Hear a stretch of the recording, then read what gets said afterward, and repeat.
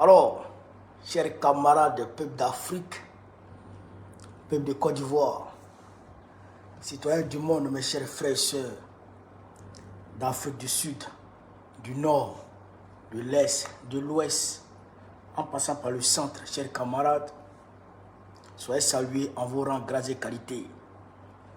Chers camarades, peuple d'Afrique, soyez richement salués, soyez abondamment salués. Alors, je vais vous demander ici de faire le maximum de partage de cette vidéo, de la mettre partout à travers le monde entier, chers camarades. Cette vidéo mettra partout à travers le monde entier car elle est d'une importance capitale. Cette vidéo est très importante. Elle va de la survie du panafricanisme. Il faut le dire, chers camarades peu d'Afrique, sans crainte, aucun démenti que l'impérialisme a doublé de capacité de nuisance. Oui, l'impérialisme a doublé de capacité de nuisance et vraiment, il passe à l'offensive. Et donc, bien entendu, comme nous sommes là pour répondre aux, je dirais, chers camarades peu d'Afrique, au soubresaut de l'impérialisme. Et donc, on va vous donner, chers camarades, les voies utilisées aujourd'hui par l'impérialisme et les objectifs que l'impérialisme cherche à atteindre. Alors, chers camarades peu d'Afrique, je vais vous demander de partager au maximum cette vidéo, de la mettre partout à travers le monde entier. Partout à travers le monde entier, partagez la vidéo, chers camarades. Avant déjà d'entrer dans le vif du sujet, je voudrais ici déjà vous donner les points qu'on va aborder. Voilà. On va aborder ici la question de l'impérialisme contre le Burkina Faso et l'AES. On va aborder la question des zozos qui essaient de décourager le peuple ivoirien à sortir dans les rues. On va leur donner leur réponse. Et aussi, chers camarades peu d'Afrique, ce que Dramane Ouattara est allé chercher à Paris. On va en parler. Camarades, avant de commencer la vidéo, laissez-moi vous faire écouter ici déjà le président Assimi Goïta, pour que vous ayez quand même une idée d'où on va. On va écouter ici le président Assimi Goïta, chers camarades. Partagez, partagez. Je ne veux pas les partager. TikTok, il n'y a que 3 partages. TikTok, il n'y a que 3 partages. On est 700 personnes. Facebook, il n'y a que 10 partages. On est près de 1000 personnes. Allemagne, il y aura Allemagne. Écoutez ici. Écoutez le président Assimi Goïta. Malien, terrorisme avec violence armée, Flana, terrorisme médiatique, Jatgawale, Kelek, Bolora Safi, Kajamanado, Aglin Nami, ou Dusukashi, ou Shugublan, ou Kafin, ou Shugublan. Il y a 3 formes de terrorisme. Le terrorisme armé, le terrorisme médiatique et le terrorisme économique. Là, le président Assimi Goïta, il a parlé comme un philosophe. C'est un militaire, mais il n'a pas parlé en tant que militaire. Là, il a parlé en tant que philosophe et en tant que visionnaire. Et aujourd'hui,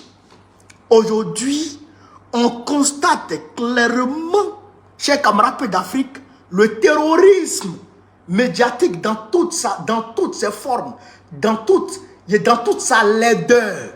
Le terrorisme médiatique dans toute sa laideur. C'est-à-dire que ce terroriste est financé par Macron. Macron et ses maîtres. Je dis Macron et ses maîtres parce que Macron est commandé par les Rothschild. Macron est commandé par l'État profond que aujourd'hui le gouvernement mondial, que aujourd'hui Trump s'attelle à détruire. C'est par ce gouvernement mondial que Macron est financé. Les propriétaires de Human Rights Watch, les propriétaires, chers camarades d'Afrique, de Amnesty International, les propriétaires des ONG à 2 balles, des ONG bidons, les outils de l'impérialisme là, leurs propriétaires, c'est eux qui financent Macron, c'est eux qui commandent Macron, c'est eux qui disent à Macron de faire ce qu'il doit faire. C'est-à-dire que le club des Whoopi, le club des Whoopi, c'est eux qui financent les Macron là. Et c'est eux qui donnent les ordres, c'est eux qui donnent les instructions aux Macron là, et eux ils sont derrière. Mais vous êtes vaincus. Au nom de Dieu, vous êtes vaincus. Chers camarades Paix d'Afrique, on va essayer déjà, avant d'aller en Côte d'Ivoire, on va essayer déjà écouter, chers camarades Paix d'Afrique, le capitaine Ibrahim Traoré. On va aller pas à pas. Aujourd'hui là, je vous ai dit, hier là, je crois que c'était avant-hier, quand j'étais allé soutenir la guêpe à l'université de Padoue, j'ai dit aux étudiants que quand Jeune Afrique et les médias terreau, les médias maudits commencent à gesticuler, qu'ils se calment et qu'ils les attendent à 20 h, la télévision nationale burkinabé, la télévision nationale malienne, la télévision nationale nigérienne, chers camarades Paix d'Afrique, vont donner les vraies informations. Et c'est ces vraies informations-là qu'on doit considérer comme informations. Les informations mensongères des médias, mensonges aux ordres d'Emmanuel Macron et ses patrons, on ne les écoute pas. On ne les écoute pas. Et on va leur apporter des réponses. Et on va les confondre ici. Parce que c'est de ça qu'il s'agit, chers camarades Paix d'Afrique. Il ne s'agit pas d'aller ici et là. Il s'agit de dire la vérité.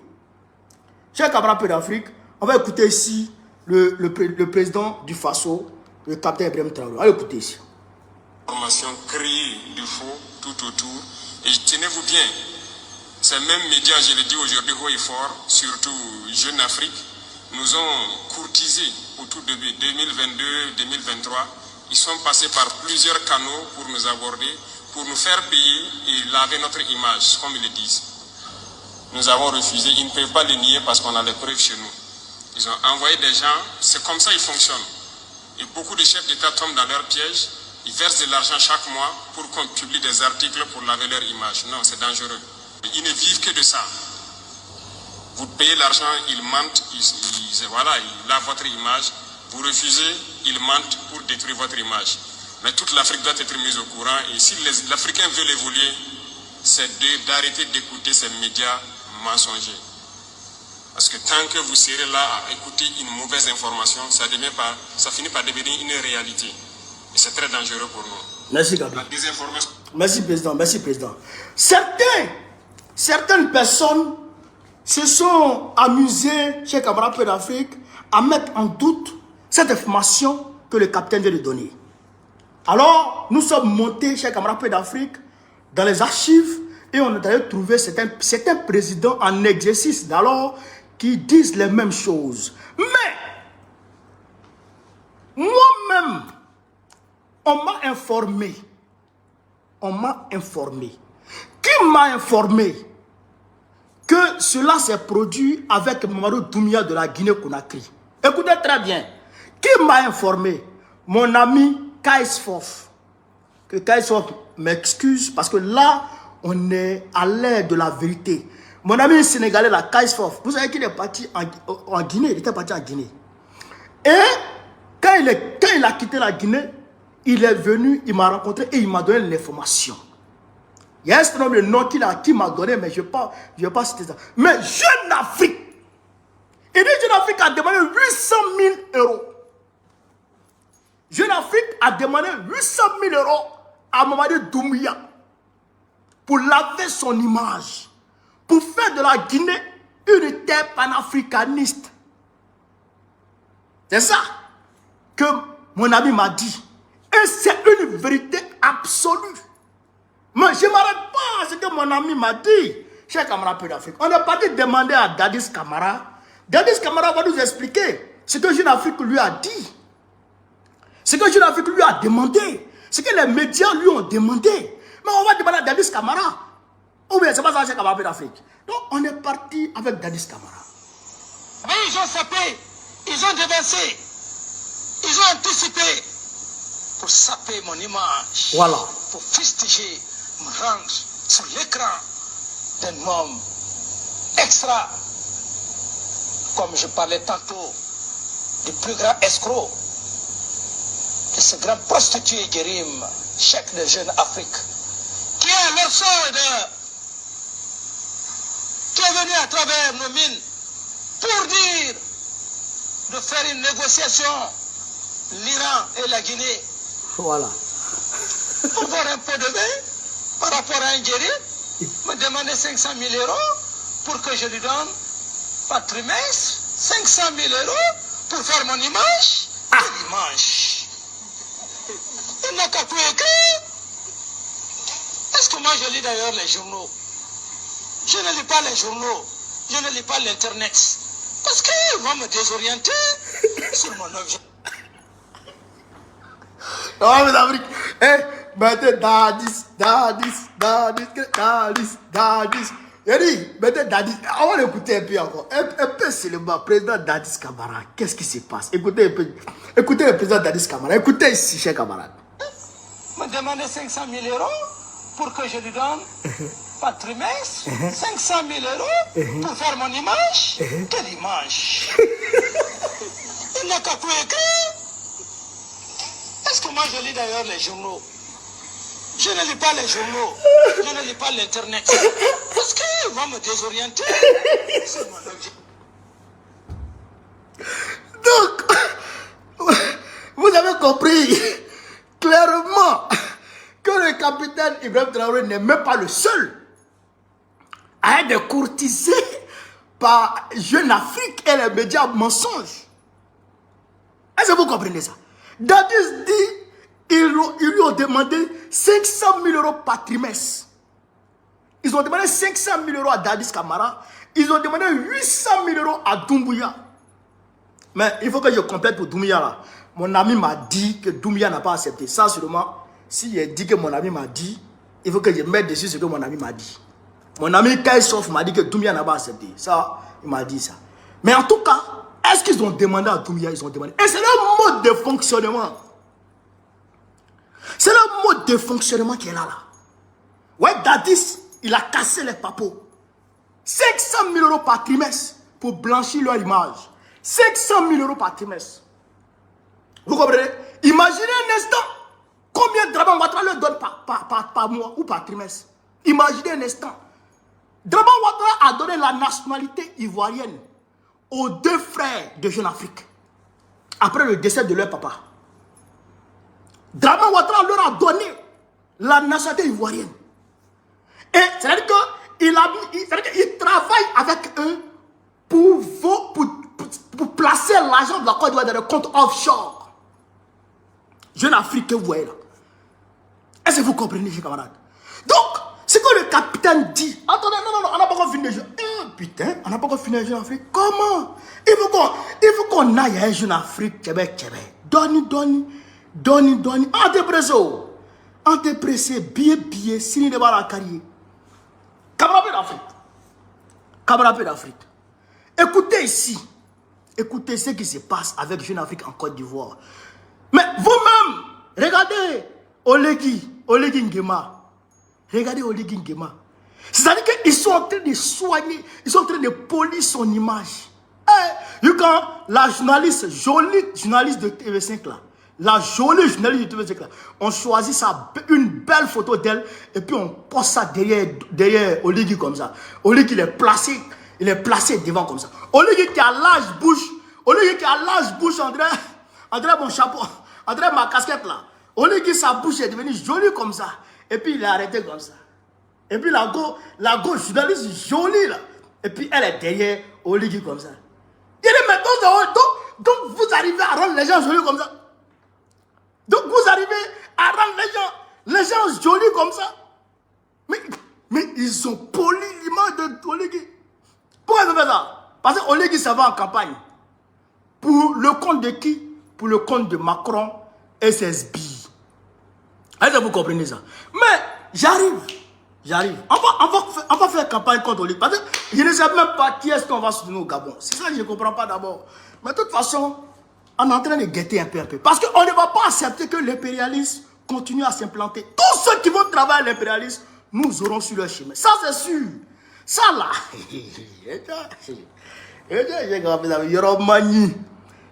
donc, écoutez ici la lettre du continent. Jeune Afrique, l'ombre du pouvoir ivoirien derrière l'arrivée de nouveaux actionnaires. Il y a de nouveaux actionnaires du pouvoir ivoirien. C'est-à-dire que Draman Ouattara lui-même, il est actionnaire dans Jeune Afrique. C'est pourquoi vraiment, quand il veut radoter, il s'en va dans Jeune Afrique, il s'en va déposer ses sanités. On sait comment les interviews marchent, les interviews écrites, on sait comment ça marche. Moi, j'ai été interviewé plusieurs fois, par écrit, par notre média Le Temps. J'ai été interviewé plusieurs fois, je sais comment ça marche. Vraiment là, on sait comment, bobo là, bête comme ça là. Alors j'ai regardé l'affaire. Qu'est-ce qu'on dit? Deux hommes d'affaires proches de la présidence d'Alassane Ouattara, eux du patronat ivoirien, ont été nommés administrateurs de Jeune Afrique par les frères Ben Yamed. Ils y représenteront les intérêts du nouveau actionnaire. Les intérêts du nouveau actionnaire directement entrés au capital du groupe, caché derrière une société offshore. Les deux gars qui sont rentrés dans Jeune Afrique là, ils vont aller représenter les intérêts du nouveau actionnaire. Qui est ce nouveau actionnaire? Un nouveau actionnaire discrètement entré au capitaux, c'est-à-dire discrètement entré au capitaux, qui a payé une part dans Jeune Afrique, qui a payé une part d'action dans Jeune Afrique. Donc il est rentré dans les capitaux de Jeune Afrique, dans le capital de Jeune Afrique, au groupe caché derrière une société offshore. Une société offshore. Vous savez ce qu'on appelle les sociétés offshore? Les sociétés cachées là. Les sociétés cachées là. Où on ne prélève pas d'impôts là. Où les gars volent l'argent pour être déposé là. C'est ça qu'on appelle offshore. Camarades d'Afrique. Leur domination a été actée dès le 30 juin. Mais comme souvent chez Jeune Afrique, les salariés n'en ont toujours pas été informés. 4 nouveaux membres ont intégré le conseil d'administration de Jeune Afrique Media Group, Jeune Afrique Media Group, JAMG. La maison mère du groupe de presse dirigée par les frères Ami Ben Yamed et Marwan Ben Yamed. Ami Ben Yamed, Marwan Ben Yamed, ces Libanais là sont devenus Ivoiriens maintenant. Ils ont la nationalité ivoirienne. Ils peuvent payer le terrain comme toi tu payes le terrain là. Ils peuvent payer le terrain. Les Waworo là. Draman leur a donné nationalité. Selon nos informations, 2 d'entre eux, les hommes d'affaires ivoiriens, Ahmed Cissé et Serge Tiemele, représenteront de nouveaux actionnaires dissimulés derrière Bayani Capital. Derrière Bayani Capital, une structure offshore domiciliée à l'île Maurice. Une structure offshore domiciliée à l'île Maurice. Vous comprenez ça? Vous comprenez ça? C'est-à-dire que cette structure-là, elle ne paye pas d'impôts, on ne connaît pas son capital, on ne sait pas qui est là, qui travaille là-bas, qui fait quoi là-bas. C'est-à-dire que c'est l'argent, ils volent l'argent, ils vont déposer là-bas. Comme l'avait révélé la lettre A, JAMG, Jeune Afrique Media Group, cherche depuis le printemps 2021 à lever 10 millions d'euros en échange de 20% de son capital. 10 millions d'euros en échange de 20% de son capital. Donc, c'est ça là, Ouattara a payé. Donc, il a payé, on va dire, au moins 10 millions d'euros à Jeune Afrique pour que les 4 personnalités là puissent intégrer le groupe. Pour qu'on puisse mentir pour la Côte d'Ivoire. Les voici. Voici Serge Tiemele. Voici Serge Tiemele. Voici Ahmed Cissé. Lui et puis Draman. Et voici. Ceux qui ont intégré le groupe Jeune Afrique. Donc, de Jeune Afrique, en réalité, ce n'est pas un média d'information objective. C'est un média de propagande et de dénigrement. Vous comprenez ça? Quand tu leur donnes l'argent, ils font ta propagande. Quand tu ne leur donnes pas l'argent, ils te salissent. Vous comprenez ça? Vous comprenez ça? Mais TV5, non, RFI a publié que la Côte d'Ivoire est le pays le plus heureux de l'Afrique de l'Ouest. Le pays le plus heureux de l'Afrique de l'Ouest. Il dit, mais si la Côte d'Ivoire est le pays le plus heureux de l'Afrique de l'Ouest, mais c'est que les autres pays là, c'est que eux là, mais eux c'est l'enfer. C'est-à-dire que eux là, c'est-à-dire que, mais c'est un volcan qui verse. Quand on connaît la situation dramatique que vivent les Ivoiriens, quand on connaît la situation difficile, pénible, infernale que vivent les Ivoiriens, dire que ce pays-là est un pays paradisiaque, mais on tombe des nues. Mais c'est la source qui est là. Mais Draman, ils volent l'argent pour donner là-bas. Eux, ils connaissent l'importance des médias. Ils savent la communication, ce que la communication peut apporter à un pouvoir, ou ce que la communication peut gâter dans un pouvoir. Mais c'est pourquoi ils ont pourchassé, c'est pourquoi ils m'ont pourchassé. C'est pourquoi ils voulaient m'éliminer. C'est pourquoi ils voulaient me faire taire à jamais. C'est pourquoi ils voulaient me tuer. Et c'est pourquoi ils sont derrière mon vieux mort fraqué Jamsi. C'est pas pour rien. C'est pas fort. C'est pas... Quoi? C'est parce que quand on parle là, ça dérange. Et donc comme ça les dérange, il faut nous éliminer. Chers camarades d'Afrique, est-ce que vous comprenez ça? Mais on va continuer avec le capitaine Ibrahim Traoré. Parce qu'il faut qu'on continue avec le Burkina Faso. Appelez-moi les Sénégalais parce que toujours on dit la trahison de l'Afrique de l'Ouest, ça passe par la Côte d'Ivoire et le Sénégal. Je ne sais pas qu'est-ce qui se passe dans les deux pays là. Qu'est-ce qui se passe? À part le régime de Babo, c'est-à-dire que la France-Afrique a toujours réussi à gangréner les pouvoirs ivoiriens et sénégalais. Je ne comprends pas qu'est-ce qui se passe, chers camarades d'Afrique. On va écouter ici un Sénégalais qui est chargé de la prévention du génocide de l'Afrique au compte de l'Union africaine. Je ne comprends pas. Et c'est les Sénégalais, ils vont chercher pour faire des trucs comme ça. C'est les Sénégalais qui vont chercher pour faire des trucs comme ça. Djoma, il faille sa tête, André. Camarade d'Afrique, il me taise, mais le gars, il est à côté ici, là. Bah, mais me trouver ici. Djoma, il n'a rien dit, hein. Mais on va écouter. On va écouter ici cette vidéo, chers camarades d'Afrique. Tapotez, mettez les gars, on va écouter cette vidéo. On va écouter cette vidéo. Écoutons ici cette vidéo. Écoutons ici. Écoutons cette vidéo. 6000 personnes ont été tuées dans la grande majorité du temps. Ils sont victimes de djihadistes, mais parfois ces massacres... Attends, écoutez. Comment sortir de la spirale de la violence au Burkina Faso? Selon Acted, en 10 ans, 26 000 personnes ont été tuées. Dans la grande majorité du temps, ils sont victimes de djihadistes, mais parfois ces massacres sont attribués à des supplétifs de l'armée, les VDP. Récemment, ces derniers ont semé la mort dans plusieurs villages à la frontière avec le Mali. Alors on vous montre une carte du Sénégal parce que l'on part à Dakar retrouver Adama Diang, notre invité. Bonjour à vous et merci d'être en direct. Vous êtes l'envoyé spécial de l'Union africaine pour la prévention du crime de génocide. Est-ce que vous m'entendez bien? Je vous entends. L'envoyé spécial de l'Union africaine pour la prévention des crimes de génocide.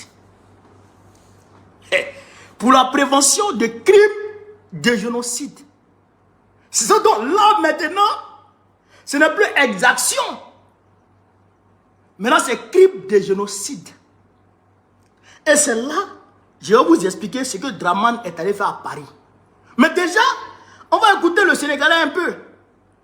Vous allez comprendre un peu ce qui se passe, chers camarades d'Afrique. Parce que là, il faut que le peuple burkinabé, il faut que les Waïa, il faut que les OSC de Burkina Faso se lèvent déjà. Et qu'ils prennent leurs responsabilités et qu'ils donnent les institutions au peuple burkinabé afin de dénoncer de la manière la plus claire possible les propos de ce Sénégalais. Parce que moi, je vais appeler tout à l'heure, avant de faire la vidéo, avant de faire le direct, j'étais en réunion avec les camarades de la diaspora. Là, dès qu'il est fini, je vais appeler et puis on va faire une réunion par rapport à ça. Parce que ce qui se trame derrière est dangereux. Et ça, on ne va pas l'accepter. On va écouter déjà, avant que je ne décortique, chers camarades peu d'Afrique. Écoutez. Merci beaucoup d'être avec nous en direct. La semaine dernière, à cette même heure, nous évoquions avec Wassim Nasr et Human Rights Watch le massacre que l'on voit ici à l'antenne, massacre de civils Peuls dans la zone de Solenzo, c'était au Burkina Faso, à la frontière avec le Mali. D'abord, est-ce que vous pouvez nous donner votre réaction? Écoutez, je ne peux être que profondément choqué et indigné par les récents meurtres atroces de Solenzo. Les images insoutenables de ces meurtres circulent sur les réseaux sociaux et avec ce type d'atrocité, le Burkina Faso est le pays le plus touché parmi les pays sahéliens.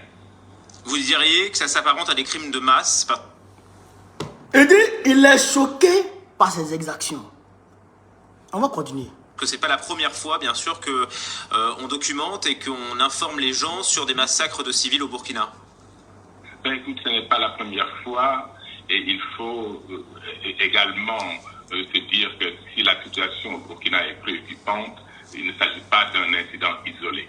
En fait, c'est toute la région de l'Afrique de l'Ouest qui est confrontée à un paysage de violence terroriste en pleine expansion, avec de nombreux groupes s'unissant désormais sous la bannière de l'État islamique et qui étendent leurs activités dans le nord et le centre du Mali, dans la région des trois frontières du Burkina, Mali et Niger. Et j'ai appelé au mois de mai de l'année dernière les propos du général Stephen Townsend, qui est, comme vous le savez, l'ancien chef de la force opérationnelle interarmée combinée Opération Resolve, et qui disait que l'État islamique en Irak et en Syrie aujourd'hui peut se tailler un nouveau califat où Al-Qaïda le peut. Et s'ils le font, ils le feront et ils tenteront de le faire en Afrique de l'Ouest. Sauf qu'ici, à Damadiang, on parle quand même de supplétifs de l'armée qui s'en prennent aux civils. Et c'est bien regrettable et je dois dire que nous devons le condamner.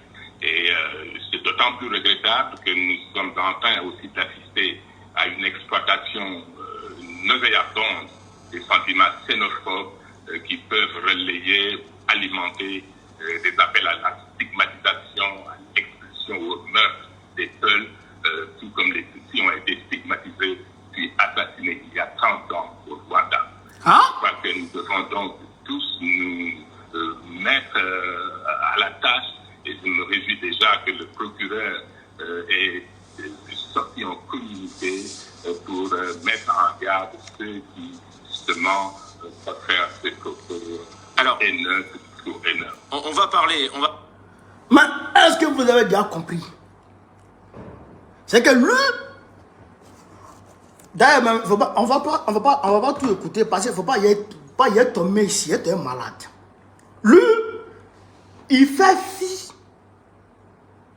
de la déclaration officielle du Burkina Faso, de l'État burkinabé, qui dit clairement que les VDP ont été attaqués. Et dans leur riposte,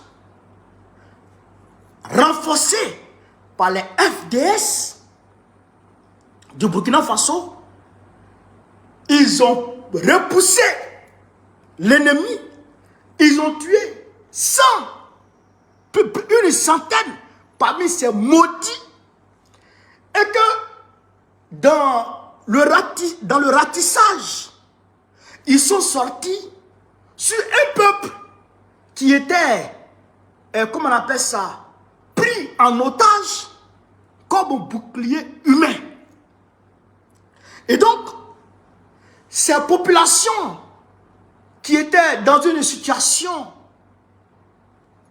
déshumanisante ont été libérées par les vaillants forces patriotes du Burkina Faso soigné, pris en charge et raccompagné en lieu sûr.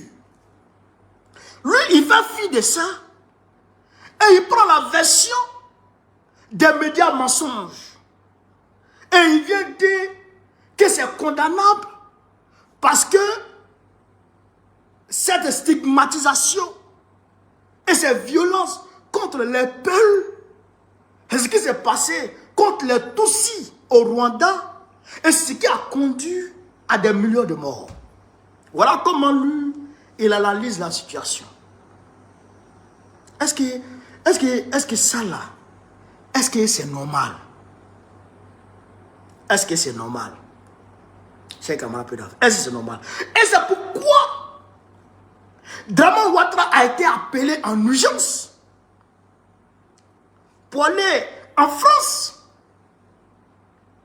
pour aller chez camarade d'Afrique, lui donner les instructions. Comment faire pour que cette histoire de Solenzo soit transformée en un crime de génocide et qu'on porte ça devant l'Union africaine, comme l'AES ne fait plus partie de la CEDEAO, donc ils n'ont plus ramené les zozos de la CEDEAO cette fois-ci. Ils sont allés chercher le Waworo de l'Union africaine pour venir bavarder. Et donc, de l'Union africaine, ils vont envoyer ça aux Nations Unies pour aller bavarder.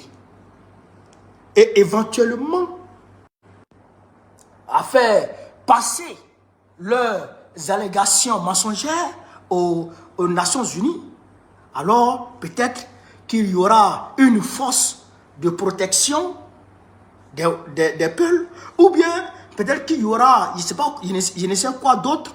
Ils vont prendre des dispositions pour envoyer des forces, en tout cas étrangères, au Burkina Faso, pour venir alimenter plus le terrorisme, pour venir renforcer le terrorisme. Ou, pourquoi pas, créer une rébellion. Vous comprenez ça? Vous comprenez ça?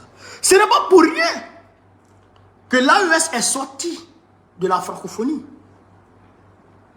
Ce n'est pas pour rien que l'AES est sorti de la francophonie. C'est qu'ils cherchent à mettre en place, trouver des voies et moyens pour amener des forces étrangères au Burkina Faso, chercher à envoyer une force étrangère et pour permettre un ravitaillement. C'est-à-dire qu'en ravitaillant ces forces-là, ils vont ravitailler en même temps les terroristes. Puisque les terroristes n'arrivent plus à s'en sortir. Les terroristes n'arrivent plus à se mouvoir. Les terroristes n'arrivent plus à opérer tranquillement. Et les terroristes qui se promènent maintenant avec des calibres 12. Des terroristes qui se promènent maintenant avec des fusils de chasse. Sans munitions. Puisqu'ils sont traqués. Leurs voies de ravitaillement ont été coupées. Est-ce que vous comprenez ça? Leurs voies de ravitaillement ont été coupées. Et donc, maintenant, comme ils sont acculés de partout, le Mali les frappe, le Niger les frappe, le Burkina Faso ne les laisse pas, alors il faut venir au secours. Il faut voler au secours de leurs amis terreaux qui sont en train de se faire exterminer, qui sont en train d'être terrorisés par les FDS, les VDP et les militaires de l'AES. Les terreaux se font terroriser par nos forces patriotiques. Et donc, il faut voler à leur secours. Sinon, ils vont finir et le terrorisme sera un vieux souvenir.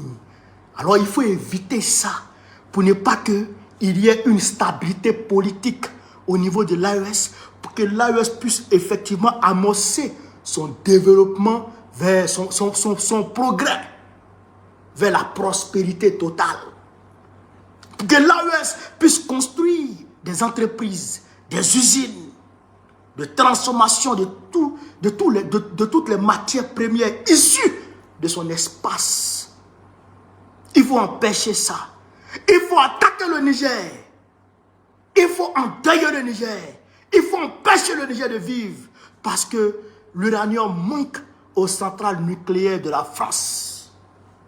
L'uranium manque aux centrales nucléaires de la France, j'ai camarade d'Afrique. On nous dit qu'en 2026, l'électricité va augmenter de 20% en France. Les lampadaires sont coupés dans les rues de France. J'ai filmé ça un jour dans mon quartier. En pleine pluie, les lampadaires étaient coupés. Et ça, c'est partout en France aujourd'hui. À Paris même. On rentre dans une forme de délestage à Paris parce que ça ne va plus. Et donc, pour éviter ça, il faut très rapidement créer le chaos. Il faut renforcer les agents du chaos dans l'AES. C'est ça la réalité. Et c'est ça. C'est ça. C'est ces instructions qui sont données à Draman Ouattara. C'est ces instructions qui sont données à Draman Ouattara. L'AES doit couler. Mais, je dis à ce Sénégalais, je dis au gouvernement mondial qu'aujourd'hui, nous, le peuple africain, on est prêt à défendre nos terres. On est prêt à défendre nos terres. Je vous ai dit qu'au nom de Dieu, cher camarade d'Afrique, s'il faut que Boko prenne Kalash, je vais prendre Kalash ici pour allumer l'impérialisme. Au nom de Dieu. Mais, cher camarade d'Afrique, Che Guevara dont on parle de lui là, Che Guevara dont on parle de lui là, mais c'est à Cuba qu'il a véritablement amorcé sa révolution avec Fidel Castro. Mais il n'était pas cubain, il était argentin. Il était argentin, mais il a combattu dans l'armée de Castro qui a renversé Batista, s'il ne m'abuse, le dictateur aux ordres des États-Unis d'alors. Oui, et il a été nommé ministre de l'Agriculture. Puis il a été détaché comme chargé, chers camarades d'Afrique, de la propagation de la révolution à travers le monde entier. Par Castro. Donc, si Che Guevara a pu le faire, si Che Guevara a pu le faire, pourquoi moi je ne peux pas le faire? Si c'est pour prendre les armes au Burkina Faso, on va prendre les armes. Si c'est pour prendre Nama, dans l'AES, on va prendre Nama. Et puis on va courir ça. C'est pas hier. Mais pour dire que on va rester passif. Pendant que les malhonnêtes, les malheureux, les maudits veulent détruire nos pays pour voler nos richesses. Jamais de la vie on ne va accepter ça. Jamais de la vie on ne va accepter ça. Mais Laurent Gbagbo l'a dit. Laurent Gbagbo l'a dit. Il dit, hier, ils n'ont pas aidé Lumumba. Ils n'ont pas aidé Lumumba. Et comme ils n'ont pas aidé Lumumba, ce qui est arrivé à Lumumba est arrivé à eux tous. Nous sommes en révolution. Si on n'aide pas l'AES, ce qui va arriver à l'AES va arriver à nous tous. Hier, on n'a pas aidé Laurent Gbagbo. Hier, en 2010, on n'a pas aidé Laurent Gbagbo. Ces mêmes gars de l'Union africaine, ces mêmes gars de la CEDEAO, se sont levés, fait corps avec Nicolas Sarkozy et Barack Obama, les suppôts du démon. Ils ont fait corps avec eux pour anéantir Laurent Gbagbo, pour vitrifier Laurent Gbagbo.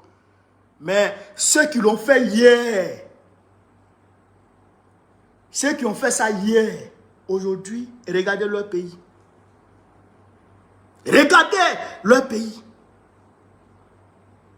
La Libye de Mouammar Kadhafi. Mouammar Kadhafi qui a dit qu'il va aller balayer le palais présidentiel de Gbagbo. Ils ont commencé par lui d'abord. Ils sont montés sur ATT, où la famille de Draman Ouattara était logée. Après le Mali, ils sont montés sur le Burkina Faso, où Blaise Compaoré a formé la rébellion. Voilà qui sont au Niger maintenant. Madou Youssoufou, qui était ami à Gbagbo Laurent, pendant leur moment de combat pour la démocratie, il a trahi. Pour dire que l'impérialisme n'a pas d'amis. Et nous, Africains, nous devrons nous battre. Nous devons nous mettre ensemble. Nous devons nous serrer les coudes. Parce que ils nous tapent avec le même bâton. Nous tous là, ils nous tapent avec le même bâton. Je le dis, tout Africain, tu vas penser que l'homme blanc, le suprémaciste blanc, le considère comme son égal, il se fout le doigt dans l'œil. Tu mens et tu n'es pas son égal. Macron, que tu vois là, Macron va te dire que toi tu es son égal. Et toi tu vas croire ça. Mais tu mens. Il ne te considère pas comme son égal. Il ne te considère pas comme son égal. Il te considère comme un sous-homme. C'est pour Hitler qui est sorti. C'est Hitler qui a affiché pour lui ici. Sinon, eux tous sont des nazis. Des racistes. Est-ce que vous comprenez ça? Donc, il faut que nous les Africains, dont les aïeux ont été déportés, pour aller servir d'outils mécaniques aux États-Unis dans les plantations, à qui on demandait des efforts mécaniques pour développer leur pays. Nous, nos aïeux, qui ont été utilisés dans nos pays pour faire les travaux forcés, qui ont été marginalisés, qui ont été tabassés, qui ont été, chers camarades d'Afrique, frappés, déshumanisés, chosifiés, bestialisés. Nous, là, on doit ouvrir les yeux et se mettre ensemble maintenant pour combattre l'ennemi commun. Lui, c'est l'ennemi qui est là comme ça. L'impérialisme, le suprémaciste blanc, l'insolent, c'est lui qui est notre ennemi commun. Et nous, on doit se mettre ensemble. Si on ne se met pas ensemble, c'est pas bon. Donc, c'est maudit. C'est maudit, comme ce Sénégalais-là, on doit leur dire leur vrai nom. On doit leur dire leur vrai nom. Est-ce que vous comprenez, chers camarades? Donc, il faut qu'on se lève. Il faut qu'on se lève. Il faut se lever, il faut se dresser. Il faut se tenir debout. C'est cela la réalité. Camarades d'Afrique, on va continuer avec les Wawaron qui sont en train ici et là. Parce que j'ai vu Al-Mustafa. J'ai vu Al-Mustafa qui est en train de demander aux gens. En fait, il a entamé une caravane, bien entendu, qu'il est financé, qui dit aux gens de ne pas sortir pour manifester quand l'opposition va les appeler dans les rues. On va ici écouter les oiseaux de Live TV. Bien entendu, va apporter une réponse. Chers camarades d'Afrique, on est parti. Arrêtez d'utiliser les enfants des autres. Moi, comme moi, je n'accepte pas, et je le dis de façon claire et distincte. Je vous regarde droit dans les yeux, jeunes de Côte d'Ivoire. Tu regardes ton grand-père. Il est venu de ne plus mourir, comme l'a dit Daouda, pour des politiciens. Voilà. Encore moins pour des politiciens. Aucun des hommes politiques n'envoie ses enfants devant, comme l'a dit Daouda, pour des... Je vous regarde droit dans les yeux, jeunes de Côte d'Ivoire. L'heure est venue de ne plus mourir, comme l'a dit Daouda, pour des politiciens. D'accord. Encore moins pour des politiciens véreux. Aucun des hommes politiques n'envoie ses enfants devant une scène quand il y a marche. D'accord. Vous ne verrez pas les enfants de Laurent Gbagbo, vous ne verrez pas les enfants de Alassane Ouattara, vous ne verrez pas les enfants de Tidiane Thiam et consorts, pour ceux qui sont en première ligne, y compris bien entendu. Donc pourquoi vous devrez aller à leur marche au moment où les enfants sont dans des grandes écoles, et puis après, quand vous tombez sur les balles de l'armée, de la police, de la gendarmerie et autres, ils ne viennent même pas vous rendre visite. Ils ne savent même pas si vous existez. Il faut mettre un terme à ça. C'est pour ça que nous en appelons au dialogue. Donc le temps d'envoyer les enfants des autres devant... Donc, vous avez entendu ce gars-là. Vous savez, le RDR, on dit qu'il s'appelle Olivier quoi là. Le RDR est ce qu'il est. On dit qu'il est de la société civile. Toute personne de la société civile que tu vas voir sur Live TV, que tu vas voir sur NCI, ils ne sont pas de la société civile. c'est des démembrements du RDR. Lui là, c'est un RDR pur. C'est un démembrement du RDR. Déjà, je voudrais te dire, monsieur, vous qui vous jouez les intellectuels, que l'article 20 de la Constitution ivoirienne garantit au peuple de Côte d'Ivoire les rassemblements, les manifestations. Ça, c'est la Constitution qui le dit. Donc, quand la Constitution dit qu'on peut manifester et que des gens, comme tu le dis, s'apprêtent à tuer ceux qui veulent manifester conformément à la Constitution. Mais ces policiers-là qui veulent tuer le peuple-là, qui marchent dans son droit-là, eux-là, ils deviennent quoi? Ils deviennent quoi? Parce qu'il faut poser la situation de façon claire, quoi. Moi, j'ai le droit de manifester conformément à la loi fondamentale, la Constitution. Me dit, je peux manifester. Et je sors, je m'en vais manifester. Et les policiers qui sont censés encadrer la manifestation tirent sur moi, s'apprêtent à me tuer. Comment on appelle ces policiers-là? Venons dans l'AES. Revenons dans l'AES. Le peuple, conformément à la constitution malienne, burkinabé, nigérienne, c'est la laïcité. D'accord, c'est la laïcité. Donc, les gens vont à l'église conformément à la constitution. Et des gens armés sortent pour venir les tuer parce qu'ils sont allés à l'église. Comment on les appelle? On les appelle les terroristes. Ok. Si en Côte d'Ivoire, quelqu'un veut manifester conformément à la Constitution et quelqu'un en âme sort là-bas pour lui tirer dessus, comment on l'appelle? C'est un terroriste. Est-ce que vous comprenez ça? Donc, ceux-là sont en train de cautionner le terrorisme dans notre pays vis-à-vis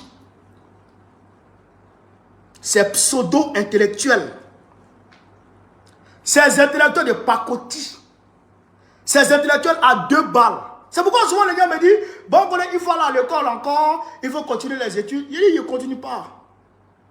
Je ne continue rien. Ahmed Sékou Touré, il avait le niveau CP. Moi, j'ai le niveau Bac plus 2. Qui dit mieux? Avec le niveau CP, Ahmed Sékou Touré, il est rentré dans l'histoire. Par la grande porte de l'histoire. Alassane Ouattara, il est économiste.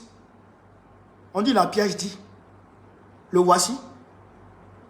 Il est qui? Il a quoi? Est-ce que vous comprenez ça?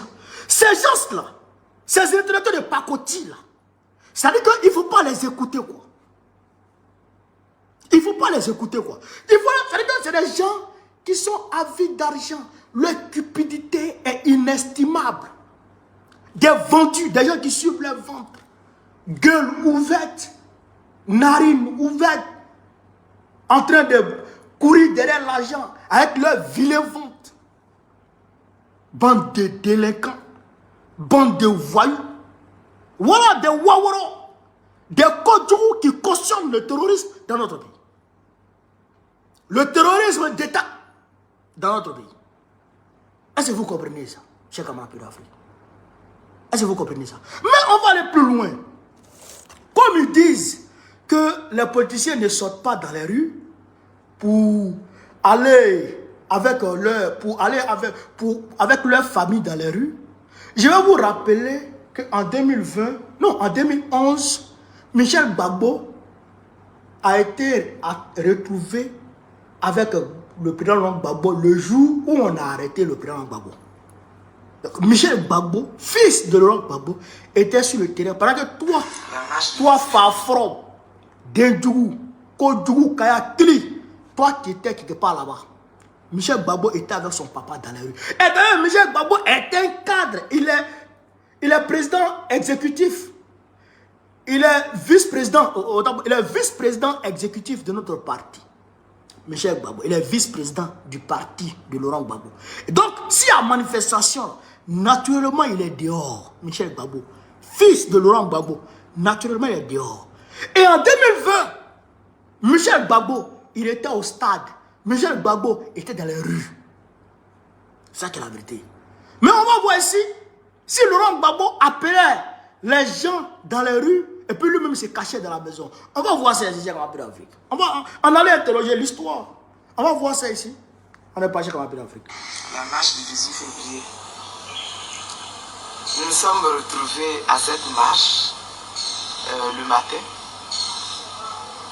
Et j'ai découvert un Laurent tendu. Il était méconnaissable. Il était méconnaissable parce que il avait appris que cette marche-là allait être un moment d'épreuve et que un guet-apens avait été prévu. Voilà. Et déjà, Laurent Gbagbo avait été informé de, c'est-à-dire que d'un guet-apens, il avait été prévenu de la mise en place d'un guet-apens contre lui. Est-ce que vous comprenez? Laurent Gbagbo, on lui avait dit que marche du 18 février, tu t'en fais là. Les gens là, ils ont mis en place un guet-apens, ils vont te soulever. Pour aller te tuer. Laurent Gbagbo. Mais malgré tout, il est sorti avec sa femme. Je vais vous montrer Laurent Gbagbo. Je vais vous montrer Laurent Gbagbo. Allez dire à ces politiciens, ces intellectuels à 2 balles, là, devenez à l'ouest. On va les enseigner un peu. Bande de Kodougou. Il ne m'avait pas donné l'information. Il ne m'avait pas donné l'information. Il avait même essayé de me convaincre de ne pas aller à la marche. Je ne comprenais pas. Je me disais, mais comment ne pas être à une marche? C'est pas possible. Et donc, je suis allé. Et quand j'ai décidé d'y aller, il n'a plus rien dit. Regardez sa voiture. Pas Laurent Gbagbo ici. Attendez. Ouais, Laurent Gbagbo ici. Ouais, Laurent Gbagbo ici. Ouais, Laurent Gbagbo ici. Ouais. En première ligne. Ouais, Laurent Gbagbo. En première ligne de la marche, voici. Voici Boamori Ferré. Ouais, j'ai un camarade. Ouais, Laurent Gbagbo ici. Alors qu'on lui avait dit que le guet-apens était là.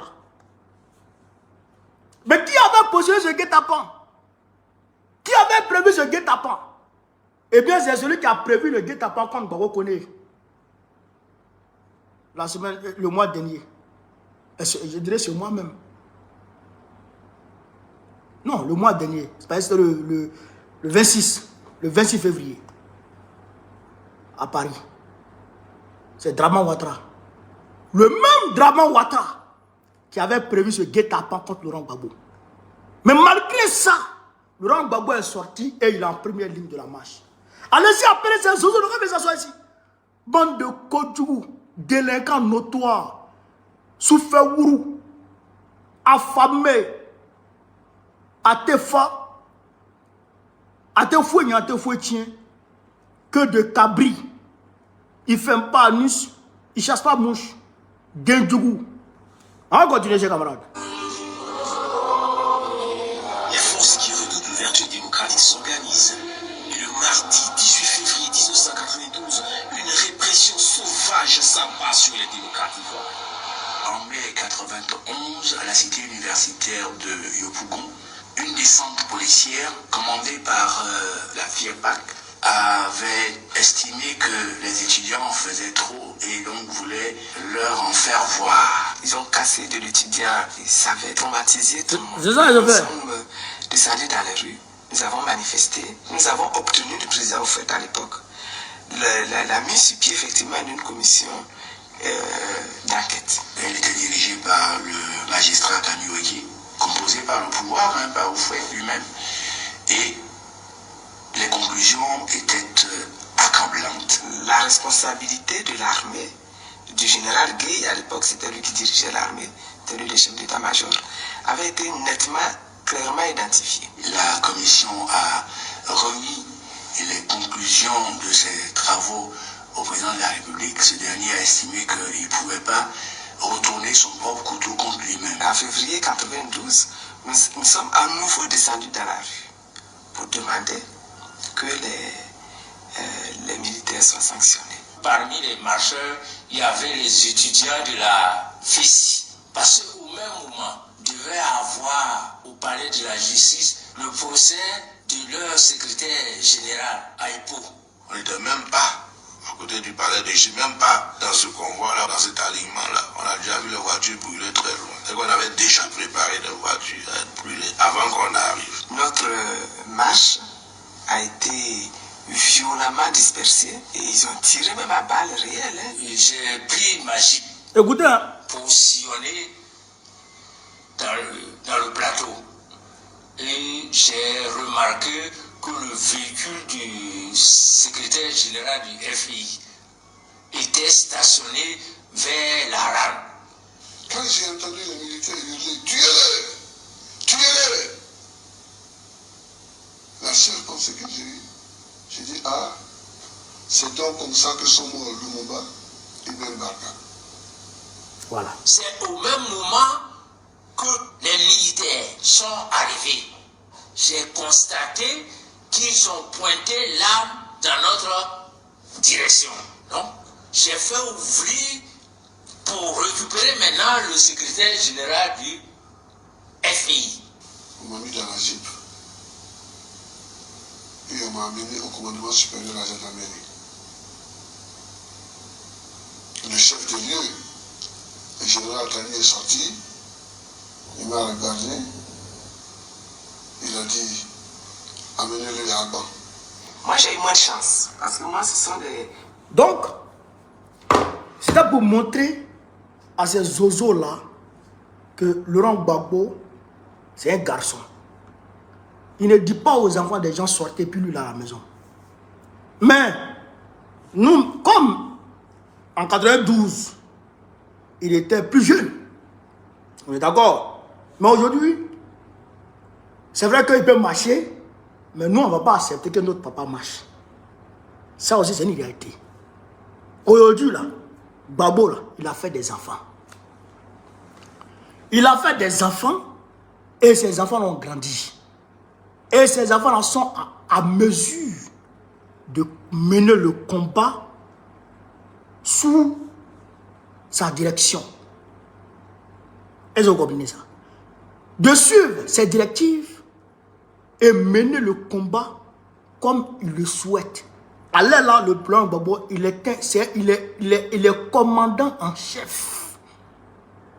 Oui, il est commandant en chef de la troupe qui va dégager Dramane.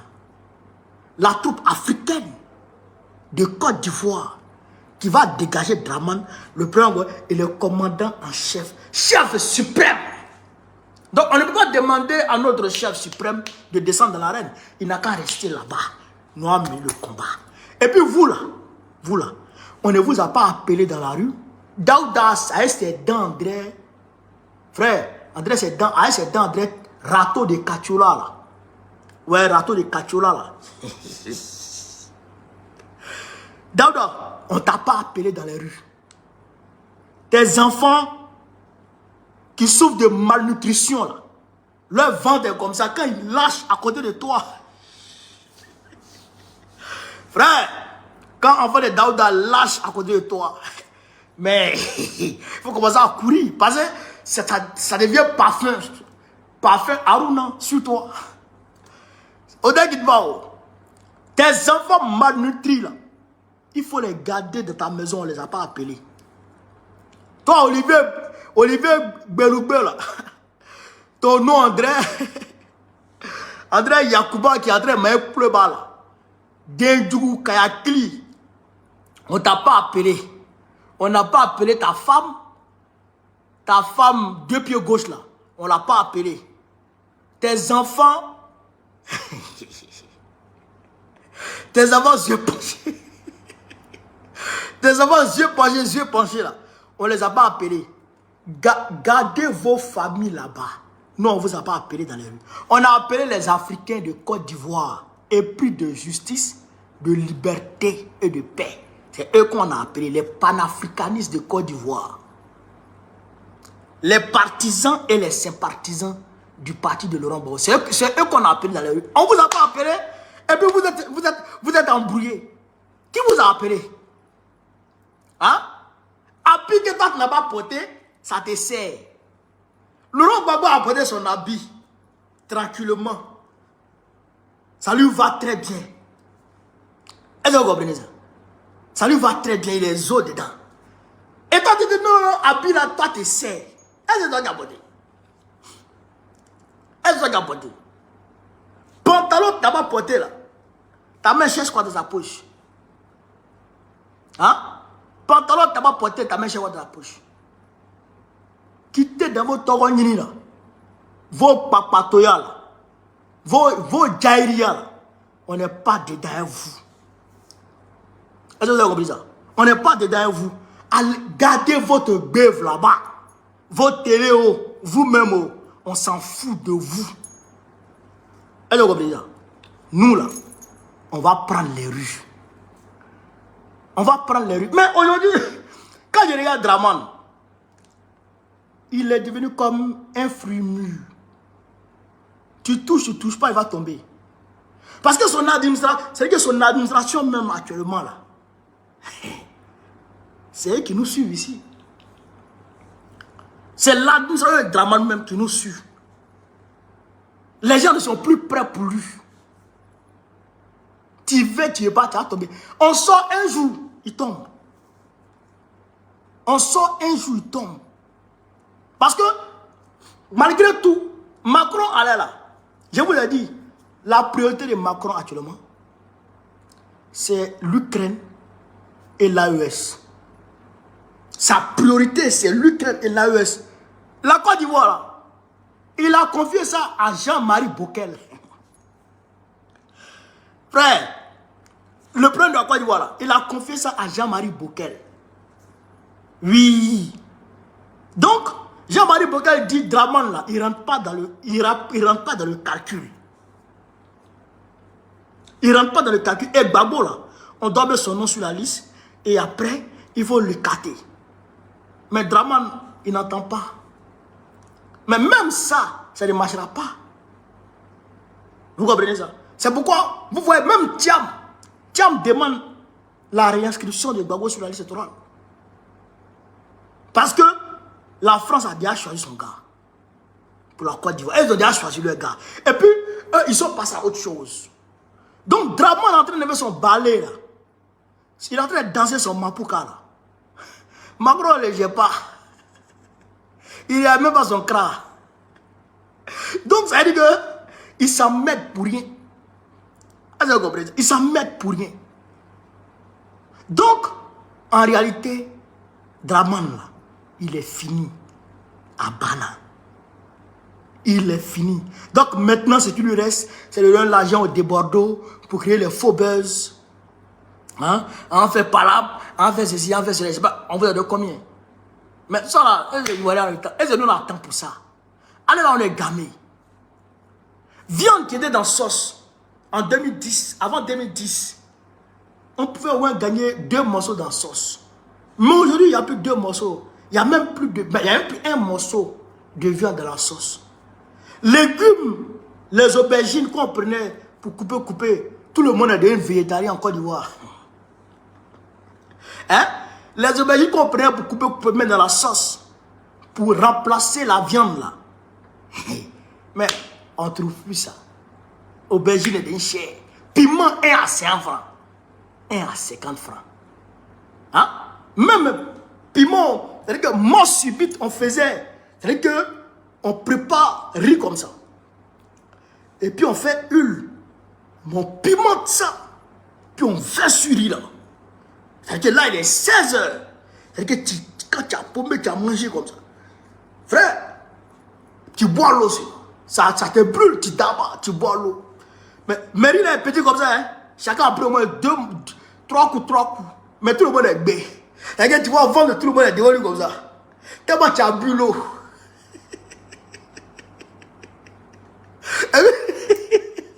Tu passes toute la soirée en train de boire l'eau, c'est vrai. Piment est dans ta bouche. Tu as bu l'eau quand tu es fatigué. Mais piment là encore, gagne pas. Piment là met des chairs.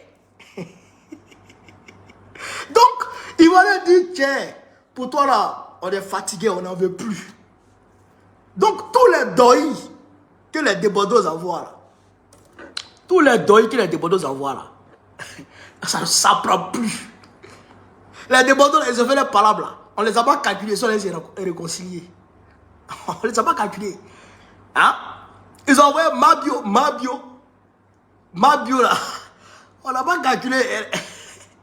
Elle a la télé, bien elle est revenue. On n'a pas calculé. Allez là, on est gamé. On est gamé. C'est pourquoi même j'ai décidé de quitter la France. Parce que quand ils m'ont pris, toute la toile s'est arrêtée et puis ils se concentraient sur Baokoni. Facebook, TikTok, YouTube, tout le monde se concentrait sur Baokoni. Tout le monde en parlait que de Baokoni. Donc si on m'arrêtait encore, rébelote, on n'allait parler que de Baokoni. Mais si on parle que de Baokoni, et l'Afrique, et la Côte d'Ivoire, et Gbagbo. Gbagbo même parlait plus de Gbagbo. Gbagbo parlait maintenant de son fils. Hein? Cheikh Abraham David. Gbagbo même parlait plus de Gbagbo. Il parlait de son fils. Chaque 30 minutes, chaque 1 heure, il appelle. Hein? Même sur Guillaume, chaque 30 minutes, il appelle. Tout le monde est concentré. Il dit, si je ne quitte pas les gens là, ils vont me prendre pour que l'attention de l'opinion soit sur moi seul. Donc il faut que je m'éclipse pour qu'on voit le vrai problème. Et voilà maintenant le vrai problème est là. Maintenant Gbagbo, il peut passer à ses problèmes tranquillement. Il est en train de mener son offensive diplomatique. C'est pas bon. C'est pas bon. On attend la liste définitive là. Gbagbo va sortir dessus. Ah, la liste définitive, Gbagbo est dessus. Ouais. Mais en tout cas, nous on suit les instructions de Gbagbo. En Côte d'Ivoire, c'est Gbagbo, nous on écoute. Tout le reste là, vraiment. Tout le reste, on n'écoute pas. On ne va pas t'écouter. On est gamé. Tiens, ces vieux là, Gbagbo, moi je me rappelle toujours. C'est Gbagbo qui a fait que on a payé livres. Tous les livres à 250 francs. Livres, cahiers, un sac, 250 francs. À l'école. Avec inscription, livres, cahiers, tout, bic, tout, 250 francs. À l'époque. Il a mis en place ce qu'on appelle l'AMU, l'assurance maladie universelle. Mais les Benguis, quand ils quittaient en Europe pour venir en vacances, ils venaient trouver un garçon devant eux. Ils venaient trouver un garçon devant eux. Les planteurs là. Cacao 1000 francs. À ce moment, cacao là donne. Cacao donne. C'est-à-dire que tu fais ta récolte comme ça. Et puis, cacao est versé. 100 tonnes. Imagine, tu vends ça 1000 francs, 1000 francs. C'est versé comme ça. Quand le vieux prend le boron, il calcule sur l'année, le nombre de sacs guéris qu'il doit prendre. Calcule sur l'année, prend le nombre de sacs guéris, il cale le jeton de ça. La première femme, ce qu'elle doit prendre pour faire ce petit malin pour aller dans les mariages, les tontines, il cale le jeton de ça. Deuxième femme, il cale le jeton de ça. Et puis il y a le jeton, c'est là encore, c'est versé. Ah! Bon, ça c'est pour Série, ça c'est pour Yao, ça c'est pour tata, et puis calcule. Puis le jeton est là encore. Mais le vieux prend le jeton et puis ça chez les petites filles, puis ça en boîte de nuit, hein, ça. Donc quand les vieux et puis les benguis se croisent en boîte de nuit là, les vieux planteurs et puis les benguis se croisent en boîte de nuit. Benguis fuient. Benguis fuit. Est-ce que vous comprenez ça? Benguis se cherche. Hein? Mais les gens sont venus avec la guerre. Dramane est venu avec la guerre. Il a menti, endoctriné le peuple ivoirien du Nord. Oui, c'est parce que on ne porte pas boubou. Quand on porte boubou, on ne... Gbagbo même est dans boubou. Lui-même, il est habillé en boubou. Moi, je n'ai pas compris ça. Moi, je n'ai pas compris ça. Comment ça? Vous dites qu'on ne porte pas boubou. Bon, l'homme même qui n'aime pas boubou, lui-même, il a porté boubou. Lui-même, son meilleur ami, c'est Idriss Koudous, père à son âme. Idriss Koudous, père à son âme. On regarde la télévision, on voit les imams sont assis, ils sont en train de faire débat. On regarde la télévision, on voit que les imams viennent s'asseoir pour donner la date du mois de Ramadan ou bien de l'Aïd. Mais je ne comprends pas. Et puis vous dites que c'est quoi tout ça? Donc nous, on était dans nos coins, mais on ne croyait pas ça. Est-ce que vous comprenez ça? C'était de la manipulation pure et simple. Mais malheureusement, les gens sont tombés dedans. Mais quand les gens sont tombés dedans, il a dit, oh, quand je vais prendre le pouvoir, le Nord va devenir ceci. L'anacade, ça sera 2000. Le kilo de l'anacade sera 2000. 3000. Les gens ont cru, hein? Non seulement l'anacade même là, c'est devenu pire. C'est-à-dire qu'on ne paye même plus. Allez-y au Nord. Allez-y au Nord. L'anacade là, c'est dans ça, c'est dans les maisons, c'est paquet dans les magasins. Il n'y a pas acheteur. Les vieux là, ils nous appellent pour dire, oh mais petit, vous là, dans votre parti là, est-ce qu'il n'y a pas quelqu'un qui cherche l'anacade? Aïe, moi mon parti n'est pas encore au pouvoir. Mon parti n'est pas encore au pouvoir. C'est pas nous on fixe les règles du jeu. Portez-nous au pouvoir et puis on va acheter votre anacade. C'est ça. C'est ça que je leur dis. Voilà. Portez-nous au pouvoir. Quand nous serons au pouvoir là, quand nous serons au pouvoir, moi, je vais demander au président Gbagbo de faire un bon prix. D'ailleurs, le président Gbagbo ne va pas faire ça. Le président Gbagbo, il va donner aux planteurs la latitude de discuter du prix de leurs produits. Il va vous donner la liberté de discuter, vous-même là, vous allez discuter du prix de votre produit avec les acheteurs. Et c'est ce qu'il va faire. C'est ce qu'il va faire. C'est ce qu'il faisait. Hein? Il ne veut pas caler le prix, faire les ventes en avance. On ne va pas faire ça. Non. Donc, votez-nous. Battez-vous pour que Laurent Gbagbo prenne le pouvoir. Si Laurent Gbagbo a pris le pouvoir, votre fils, Baokone, il sera parmi les proches de Laurent Gbagbo. Il sera parmi les proches de Laurent Gbagbo. Et comme vous me connaissez, vous m'avez vu, les gens ont tenté de me corrompre pour que je quitte Laurent Gbagbo.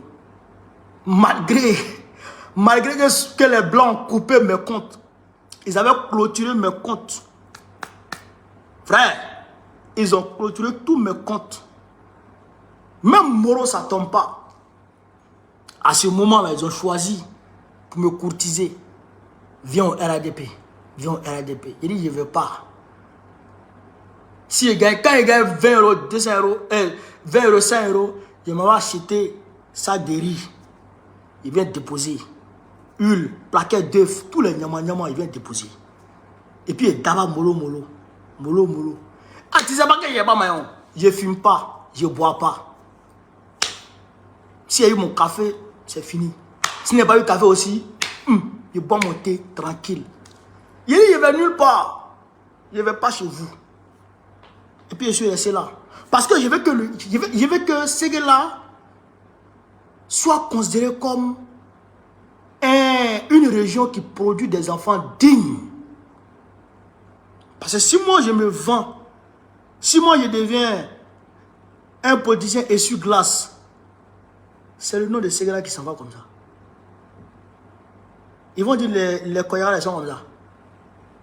Mais si je reste digne, je rends honneur à ces gars-là. Et donc, pour moi, pour ces gars-là, je reste digne. Et pour ma conviction, parce que je suis convaincu que mon combat, là, ça va emmener et ces gars-là, et la Côte d'Ivoire, et l'Afrique vers la prospérité. Donc c'est pourquoi je suis engagé. Et j'ai été heureux. J'ai été heureux de voir l'élan de solidarité de ma famille biologique et ma région autour de nous. J'ai été très heureux. Donc, continuons dans ce sens, peuple de Séguéla. Continuons dans ce sens. Et regardez, vous-même vous voyez aujourd'hui, que ce soit Bouaké Fofana, que ce soit qui d'autre, les gens, les Kanima là, que ce soit qui d'autre. Regardez, ils font quoi pour la région? Rien du tout. Rien du tout. Tout le goudron de Séguéla est cassé. Tout est cassé. Même une seule entreprise, même une seule, ils n'ont pas construit pour Séguéla. Ce n'est pas les projets qui manquent, hein. Il y a les projets. Mais ils sont méchants. Ils sont méchants. Parce qu'ils savent que s'ils donnent du boulot à nos frères, demain quand ils vont venir d'Abidjan, nos frères vont plus courir derrière eux.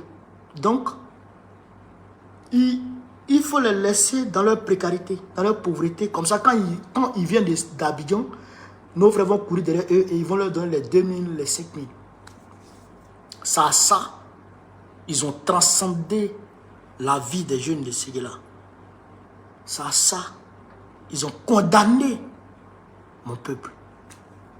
Mais, à la Abo, mettons-nous ensemble, dégageons Ouattara. Si nous n'avons plus le pouvoir, en tout cas, cela va changer. Moi, je peux vous donner cette garantie. Si nous n'avons plus le pouvoir en octobre prochain, cela va changer. Ça, c'est sûr.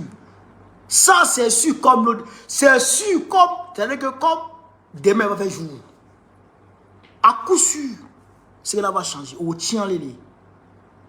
Sauf si moi, je ne suis pas là. Sauf si je ne suis pas là. Voilà. Parce que je suis un enfant. Je suis né là-bas. J'ai grandi là-bas. J'ai fait l'école à Séguéla. Je connais la misère. Je connais les réalités. Donc, mettons-nous ensemble. Laissez affaire de Ouattara du Nord. Il n'est pas du Nord. À Solé. Il vient de Sendou. Il vient de Sendou. Il n'est pas du Nord. Mais quelqu'un qui est du Nord, pourquoi il ne va jamais au Nord? Quelqu'un qui est du Nord, il ne va jamais au Nord. Depuis Allah Gouda, il ne va jamais au Nord. Personne ne peut me montrer maison de Dramane au Nord. Ça n'existe pas. Même Oufoué qui est dans Oufoué avait sa maison à Séguéla. Oufoué qui est dans Oufoué là. Oufoué avait sa maison à Séguéla. Oui, il avait sa résidence à Séguéla. Oufoué. Est-ce que vous comprenez ça? Mais Dramane n'a pas de maison. Rien du tout. Donc, voilà un peu, chers camarades d'Afrique, ce que je voulais vous dire ce soir. Je suis très heureux de vous avoir encore entretenu à travers cette vidéo. Vraiment, Traoré soit salué à travers cette vidéo. Et je pense que j'espère en retour que vous allez partager et que vous allez être des ambassadeurs pour moi, pour pouvoir propager les informations que vous avez reçues et les analyses pertinentes que vous avez reçues dans cette vidéo à travers toute l'Afrique. Je compte sur vous pour porter ce message partout à travers l'Afrique. Je compte sur vous et on se retrouve, Inch'Allah, demain. Voilà, demain on se retrouve. Il ne fait pas trop les petites vidéos parce que c'est Ramadan, ça fatigue un peu, mais bon, on va essayer de voir ce qu'on peut faire. Voilà. Donc, je vous remercie. Que Dieu veille sur vous. Que Dieu veille sur chacune et chacun d'entre vous. Que Dieu protège chacune et chacun d'entre vous. Que Dieu préserve l'Afrique. Que Dieu préserve l'AES. Que Dieu préserve notre beau pays, la Côte d'Ivoire, et que Dieu donne la victoire à Laurent Gbagbo pour le bonheur des Ivoiriens et des Africains. Vive l'Afrique libre, vive le panafricanisme, vive tous les présidents panafricains, vive l'AES, Gbagbo président de la Côte d'Ivoire en octobre prochain, Inch'Allah. On est ensemble. Merci.